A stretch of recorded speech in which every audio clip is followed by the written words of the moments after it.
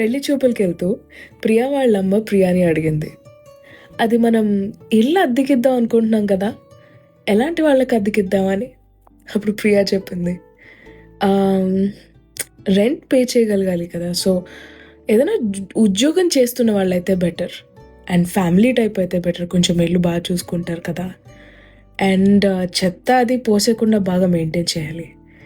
మ్మ్, ఇంకేముంటుంది, మన అభిరుచులు, మనం వెజిటేరియన్స్ కదా, సో ఇల్లు కూడా కొంచెం వెజ్లో ఉంటే బెటర్, అది ఓకే ఆప్షనల్ చూద్దాం అని ఇలా ఆలోచిస్తోంది.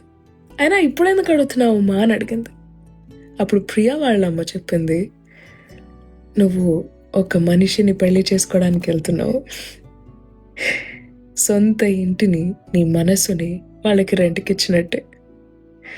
వాళ్ళే సర్వస్వం అనేసుకోవాల్సిన అవసరం ఏం లేదు. వాళ్ళు నీ మనసు తాలూకా రెంట్ కట్టే వరకు వాళ్ళు నీ మనసులో ఉండొచ్చు. నీ మనసు తాలూకా రెంట్ ఏంటో తెలుసా?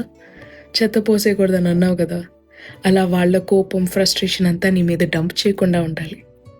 రెంట్ ఉంది కదా, నీకు రెస్పెక్ట్ ఇవ్వాలి, నేను బాగా చూసుకోవాలి, మన అభిరుచులు కలవాలన్నావు కదా, లవ్ అండ్ కేర్ చూపించగలిగిన వాళ్ళు అయి ఉండాలి. ఇలాంటి వాళ్ళని సెలెక్ట్ చేసుకో, అద్దె కట్టే వరకే నీ మనసులో ఉండనివ్వు అని చెప్పింది. చిన్న కథ నచ్చిందా?